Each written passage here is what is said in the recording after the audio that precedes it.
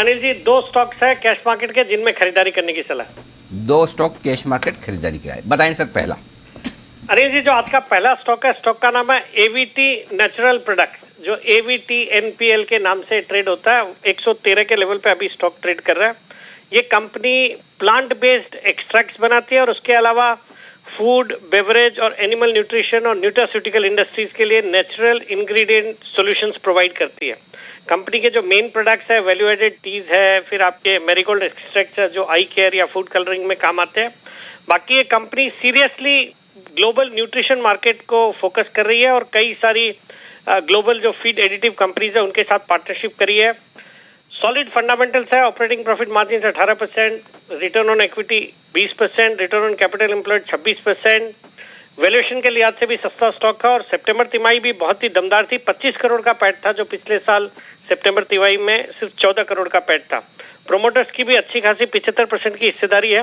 तो इस स्टॉक में करंट लेवल्स पे खरीदारी करने की सलाह। 130 का मेरा टारगेट है, 105 रुपए का स्टॉप लॉस रखना है कि 105 का स्टॉप लॉस, 130 का टारगेट। और ये वो स्टॉक है जो जैन साहब ने अपनी दिवाली पिक के तौर पर दिया था। पहली बार इस स्टॉक का नाम मैंने जैन साहब से ही सुना था जब उन्होंने जेम स्टॉक में दिया था। जैन साहब का भी फेवरेट स्टॉक है और साथ ही साथ सिटी साहब का भी फेवरेट एवीटी नेचुरल प्रोडक्ट्स।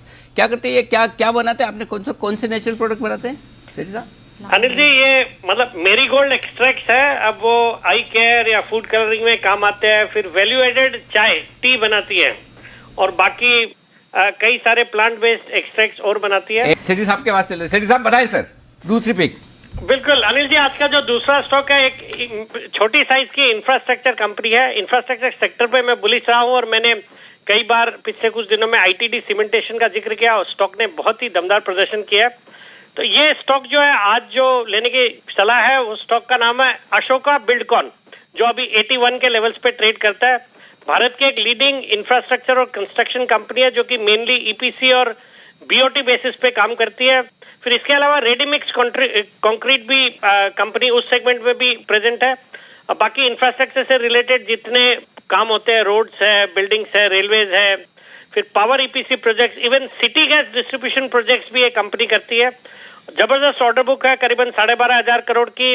और कंपनी के कुछ 5 एसपीवीज थे जिनमें नेगेटिव इक्विटी थी, वो कंपनी ने 2-3 क्वार्टर पहले केकेआर को बेच दी है। तो उसके कारण से भी अब बैलेंस शीट में काफी अच्छा सुधार देखने को मिला है। वैल्यूएशन के लिहाज से बहुत ही सस्ता स्टॉक है। 3 के मल्टीपल पे ये स्टॉक ट्रेड करता है। रिटर्न रेशियोज बहुत अच्छे हैं। रिटर्न ऑन इक्विटी 56% का है। Operating profit margin 27%। एफआईएच भी 21% स्टेक ओन करते हैं, जिसमें प्रोमिनेंट है एचडीएफसी। और एचडीएफसी जैसा म्यूचुअल फंड जब 9-10% एक ही स्टॉक में रखता है तो फिर उससे कॉन्फिडेंस और आता है। फिर निपॉन है, एलएनटी है, फ्रैंकलिन है। तो ऑल इन ऑल एक अच्छी क्वालिटी की इंफ्रा कंपनी और यहाँ से बजट तक मुझे लगता है इंफ्रा सेक्टर अच्छा करेगा, तो इस स्टॉक में खरीदारी करने की सलाह है। 95 का मेरा शॉर्ट टर्म टारगेट है और 72 का स्टॉप लॉस रखना है। तो ये है आपके लिए अशोका बिल्डकॉन, यहाँ पर राय आपके लिए खरीदारी करने की सेठी साहब की तरफ से। 72 का स्टॉप लॉस, 95 के टारगेट।